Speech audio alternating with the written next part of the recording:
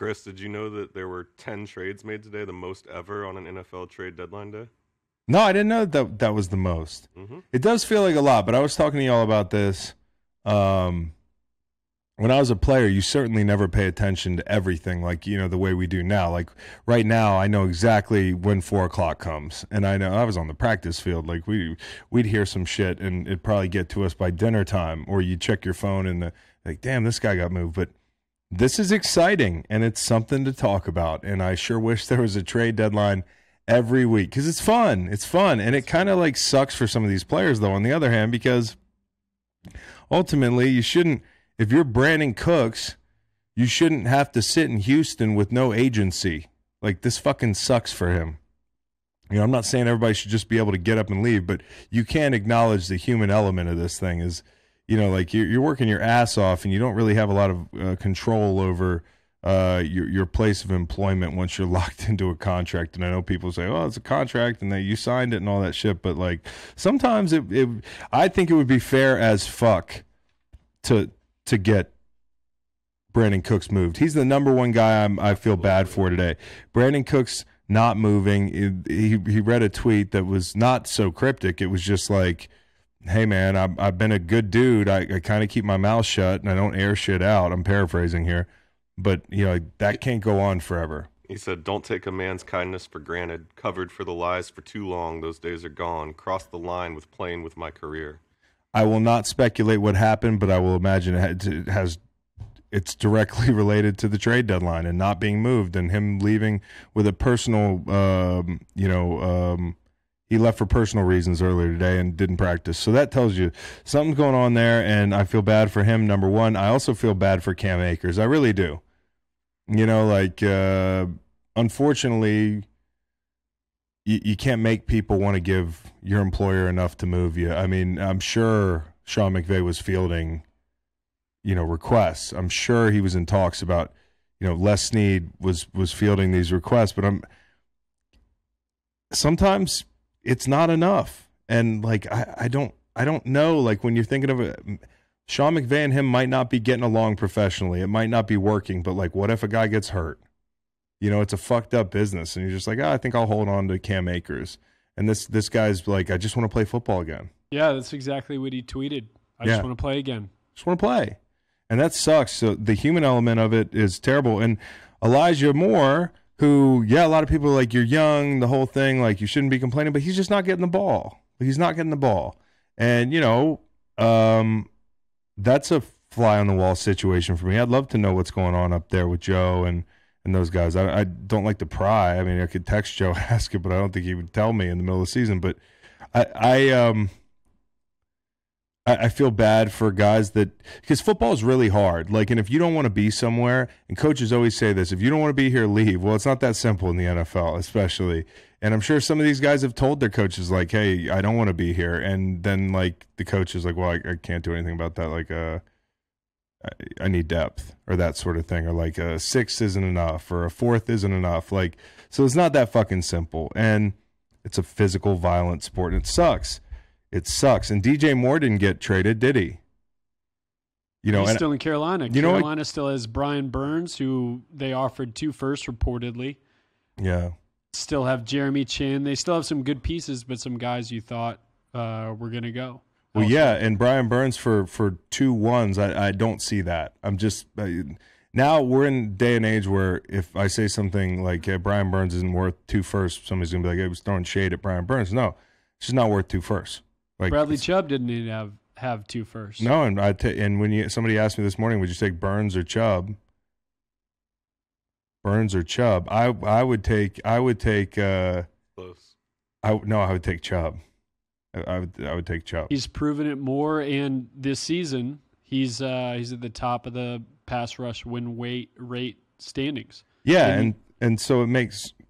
So it makes sense that the Dolphins would go and get him to solidify that room. And on top of that, and we'll talk about the Chubb trade in a second, but like for LA, I don't know. Somebody earlier was tweeting at me because I said, hey, he ain't worth 2 ones. Okay. Sorry. Like, you want to go pay 2 ones for somebody, go pay for somebody who's, I don't know, more of a known commodity. I'm talking about 2-1s. It's got to be like fucking a perpetual double digit guy for me. Or quarterback. Yeah, or quarterback or something. Like and if you're the Rams, you're not that close.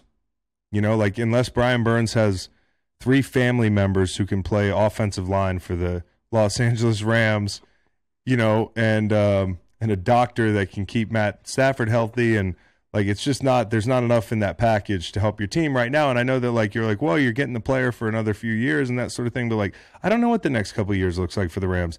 And I finally wrapped my head around why you say fuck them picks. Like if you just live like this forever, like it's fine. Like you can do this forever. You definitely can do this forever until the new guy shows up and he's got no picks. You know, that's who's getting fucked in this whole thing. You know, Brandon Cooks and whoever succeeds Les Snead and Sean McVay, whenever that is. I hope it's 2045 because I really like those guys. But in 2046, somebody's going to be like, God damn, dude, like, I know I get the week off, but I'd like to pick some players. Is that how they do things around here? So it's crazy that they were really sending 2-1s to Carolina for Brian Burns. And it's crazier that Carolina wouldn't take the deal. Wouldn't take it, yeah. Talk about a team that is in rebuild mode. They're looking for a new coach. How enticing is that for, you know, a top-tier coach to have 2 extra firsts? You know, like next year? It's really enticing. And, you know, I don't know who that coach is. I'm pulling for Steve Wilkes. I really am. I'm just pulling for Steve Wilkes. You know, I'm going to get a T-shirt that says I'm pulling for Steve Wilkes. Unless you bet, you know, for the Falcons. And unless you bet on the Carolina. Yeah. Then I'm pulling for the Panthers +4. Right. I'll have a T-shirt that says I'm pulling for Steve Wilkes, and then on the back it'll say ultimately though Carolina +4 would be nice. Yeah. And last year when the Raiders assistant Bisaccia took over, you were hardcore for him too, and I bet they maybe wish they'd kept him. Dude, I think there's a lot of overthinking in this business, man. I do, and I'm not going to sit here and hire the next Carolina head coach. I'm just here to do the trade deadline. You know, I don't want to bite off more than I can fucking chew here. But yeah, like Cam Hayward, I feel bad for. Jerry Hughes, who's also down there in Houston. You know, he's a great rusher. He's had a great career. He's got 5 sacks right now. He's probably sitting there like, damn, I'm wasting all this production down here, and I'm old, man. So that sucks.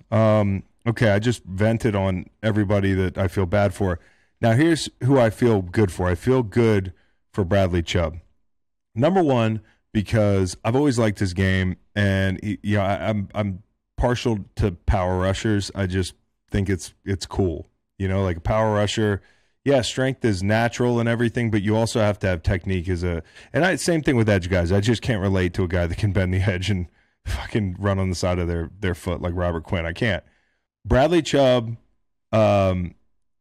just the day he's having, man. Like you wake up and you're riding to work, and then you go down to Miami and you're swimming to work or something, Reed.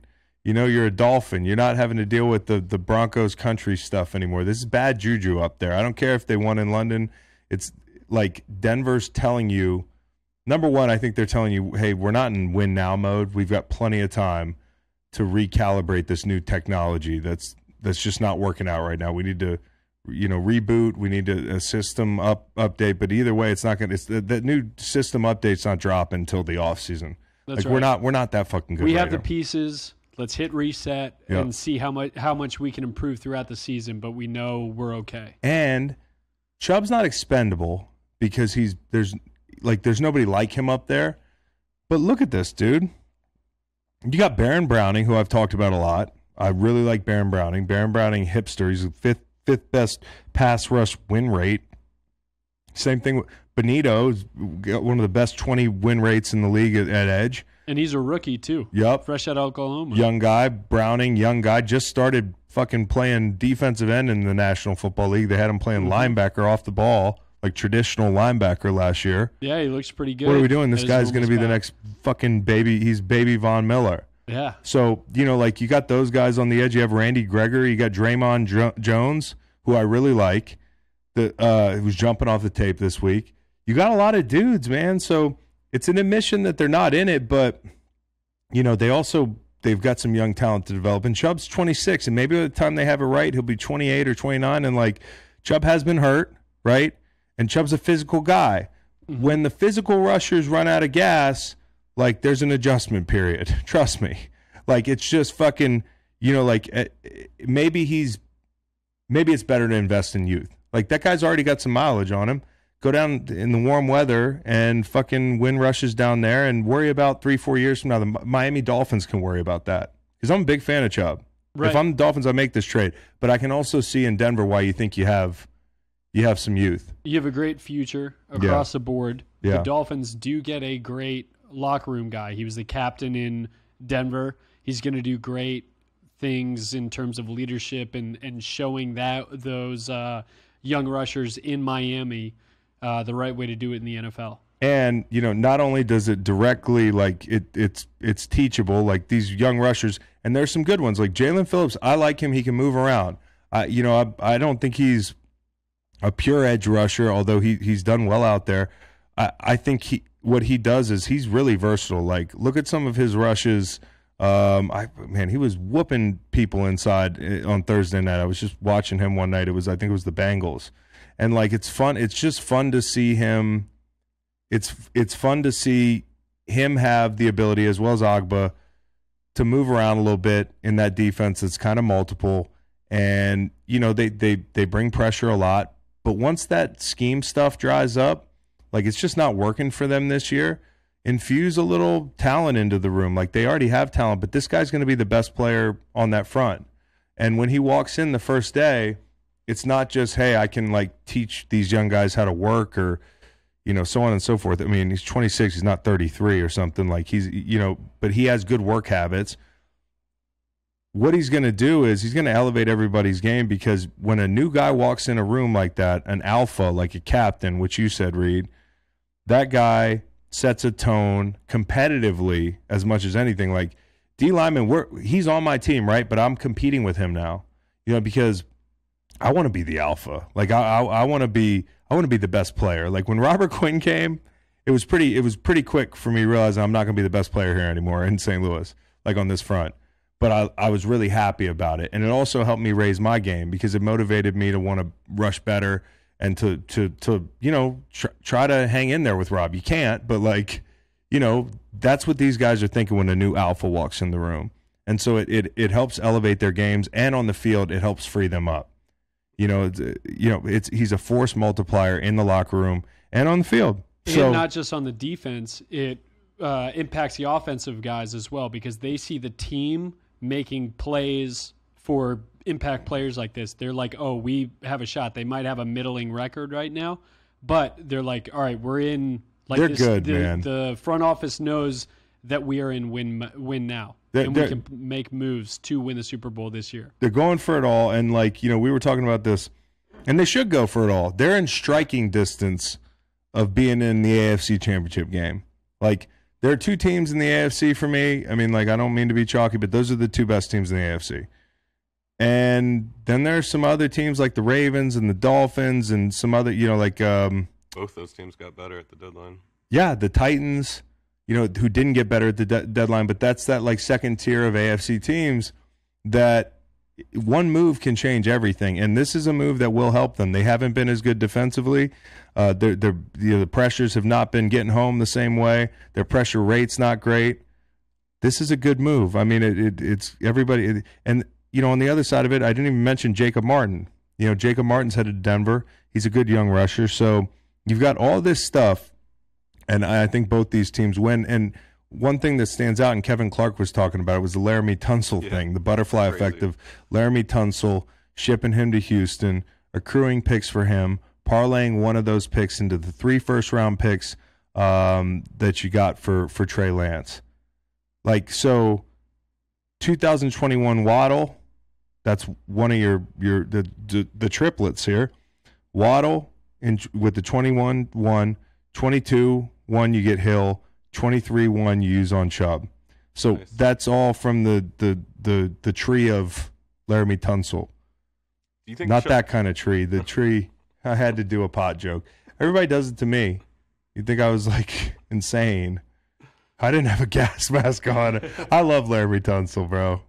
You think Bradley Chubb's at all frustrated that he was on a bye week and now he's got a game Sunday? No, I think he's pretty excited. I think he's on Zillow right now. And if I was a Miami Dolphin, first off, I'd have to live in a gated community because all these Tuanons would be coming to kill me. Anyways, but I would be excited, man. You know, like Miami's an awesome city to live in. You know, the team's good. You know, you're in the thick of it all of a sudden. It's about to be cold as fuck in Denver. It's not going to be cold down in Miami. He's going to be on the beach. He's going to be like, where is the beach? Yeah. But you said it the other day, you don't want to play the Dolphins in the playoffs. They're a scary team in the playoffs. They are scary. They just got that much scarier. And Jeff Wilson. We can't forget Jeff Wilson because Christian McCaffrey makes him expendable.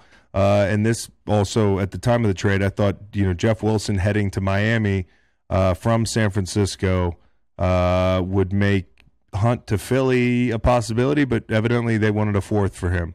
So another situation where like Kareem Hunt wants to be out of Cleveland, right? He's out there last night. I know his mind's on the game, but it's weird, bro. Like, you know, he's out there playing a full contact fucking sport, toting the rock, and in his head, he has to, you know, what's the word? Compartmentalize. You know, the very violent situation he's in, try not to get hurt, save yourself for tomorrow. Somebody's coming to rescue me, and nobody's coming to rescue you. It's kind of a fucked up business. So, Kareem Hunt going nowhere. I don't mean to say it like that. Sounds terrible. Sounds terrible. The worst trash talk I ever heard was we had this safety in St. Louis, white guy, Craig Dahl. He's my guy. Mm-hmm. But he lit somebody up on the sideline and stood over him.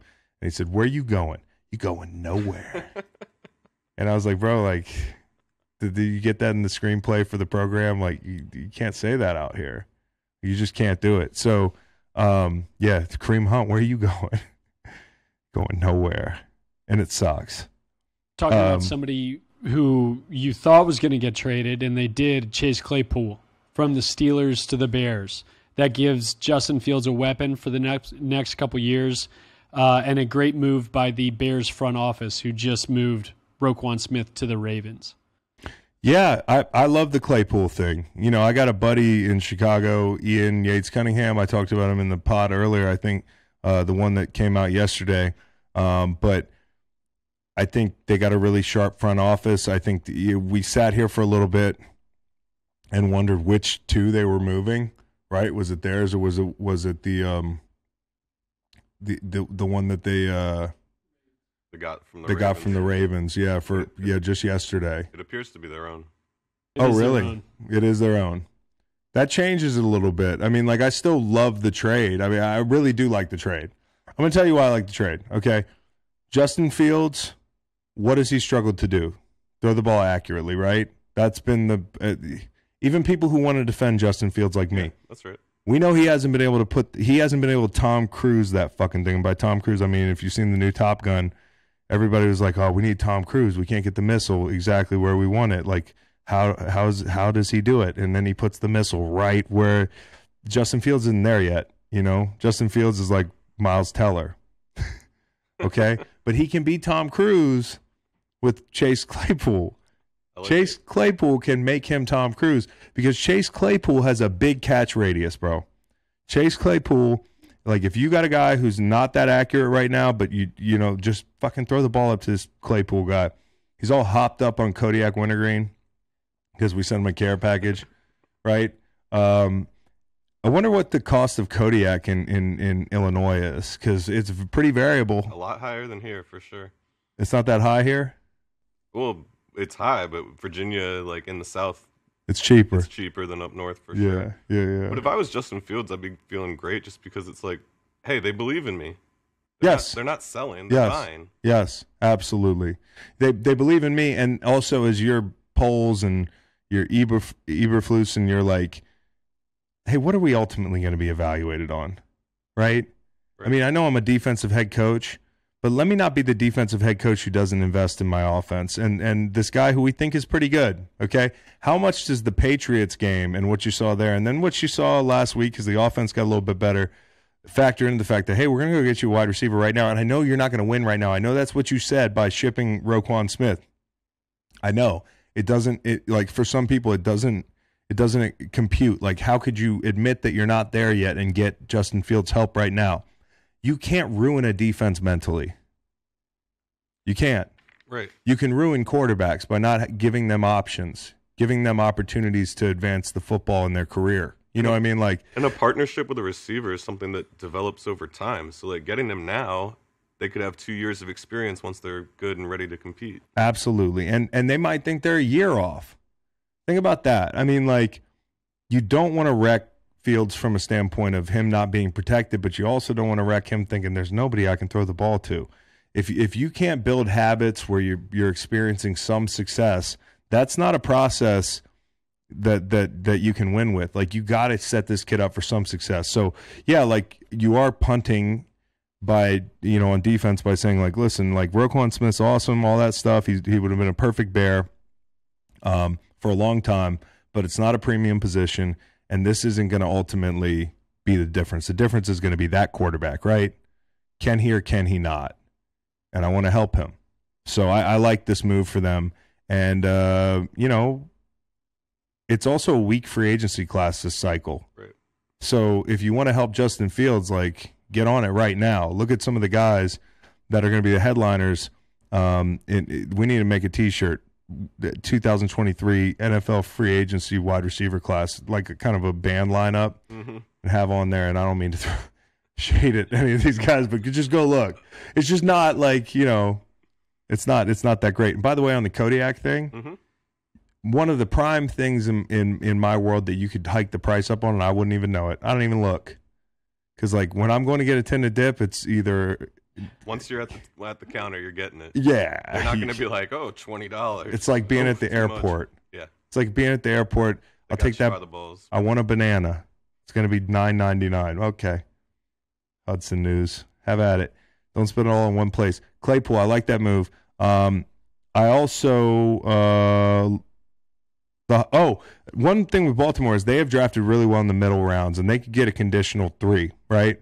So go look at who they've drafted in the middle rounds. They've crushed it, and they also are pretty good at timing up this conditional pick thing. Yeah, they kind of have it down to a science.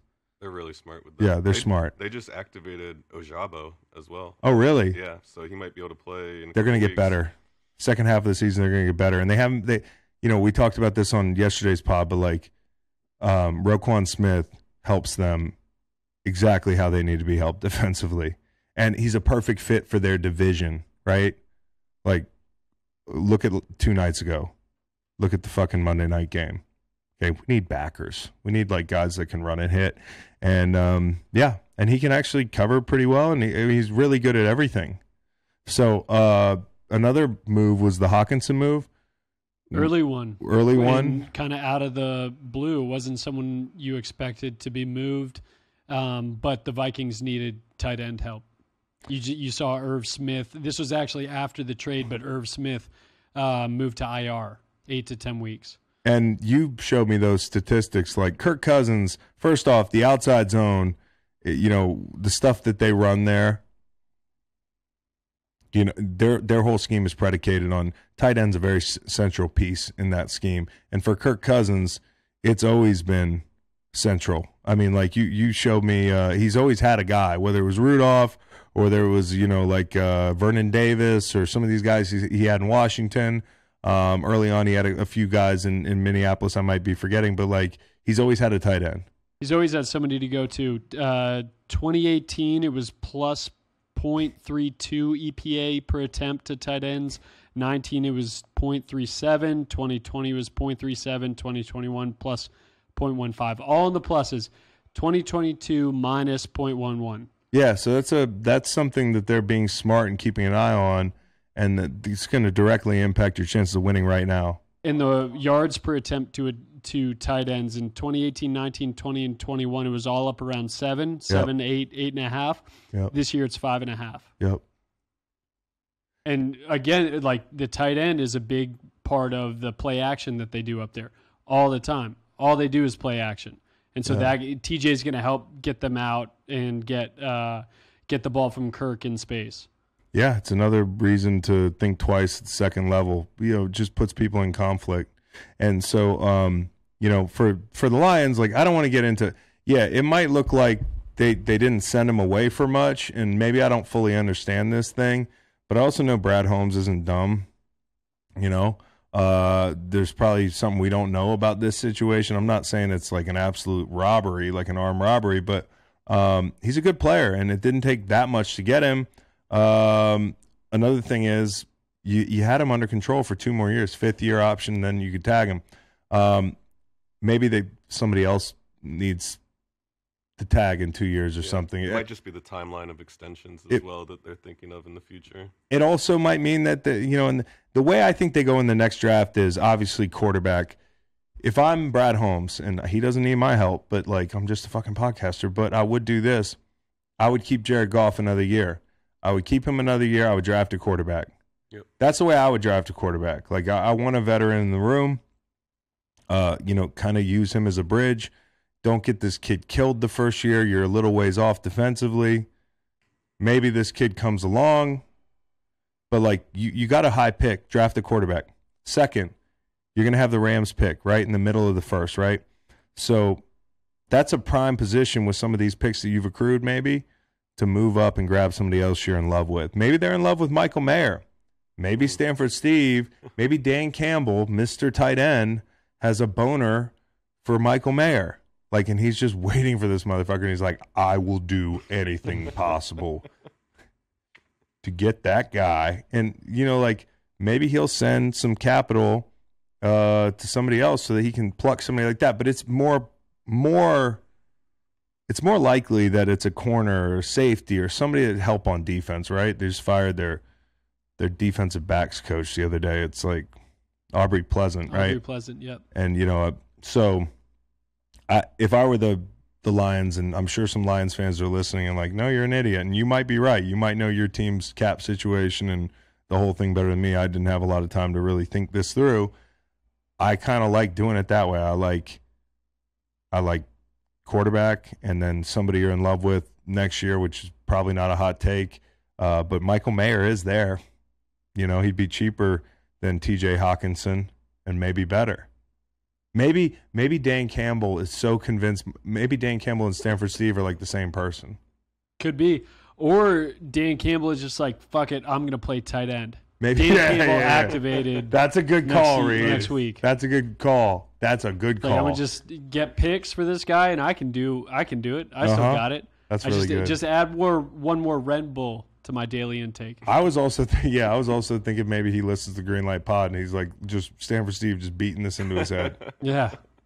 All right, so I think there's a case to be made that both teams are going to be fine here, as fine as a team picking one could be. Another one we should mention is William Jackson, right? And this is the classic man zone thing. Ron Rivera admitted it. Like, he thought he was more of a zone guy, and the personnel department got that wrong, I believe, which is a crazy admission to just kind of feels like last day of school kind of admission. Like, fuck. For sure. Like, I'm just going to say it. And that's cool, though. It's also, maybe there's nothing going on in Washington. I think it was just about saving money. So, like, they saved $3.1 million by releasing him versus what the dead cap hit would have been next year. And the reason that they were wrong about the guy and the reason they're making this decision is not a scheme fit, and he fits better up in Pittsburgh, I think. And we just saw that happen on a bigger scale with J.C. Jackson, right? He was a better man guy. So, anyways, yeah, crazy day. Ridley to the Jags. I love it. I love it for the Jags. Love it. Nice little callback to Ridley's bet from last year, which ultimately got him suspended because this was the game he bet on. I guess he is on the Jags for once. Yep. There you go. Get it? Yeah. Yeah. I'm not going to be on it. Me and Ridley got one thing that is not in common is I'm not going to be on the Jags the rest of the year. DNB. You know what? Maybe they're on the DNB list for him too. I mean, Ridley, it's time to come home, dude. Come be a player again. I know it's a joke, but it does piss me off that he has to miss a season. It's ridiculous. It's insane. Ridiculous. was a parlay, for Christ's sake. I don't even include my parlays, and I throw a bunch of I mean, whatever. Okay. So he was Pete Rosen, wasn't he? Yeah. It was Pete Rosen from the couch. Didn't even know. Supporting his team. Supporting his local team. Yeah. So was there anything from Hines getting sent to Buffalo that you liked? Zach Moss coming from Buffalo to Indianapolis. So what I think is interesting about this thing is Zach Moss going to Indy, plus a pick, I think, for Nyheim Hines, who's a pretty good player. And Indy's, we got no use for him. We're going to lose. And, if you think back to the offseason, McKissick, they really wanted to make that happen right off the bat. They couldn't, right? Fell through. There was like a snag. He went to Washington instead. Yeah, and told him he was in, and then that would have been great. It would have been could have had McKissick and McKinnon. Yep, that would have been cool. Yeah. Okay. So I don't know. They got a lot of fucking running backs now. They've also the only team that's rushed for 100 yards in every game this year. I think.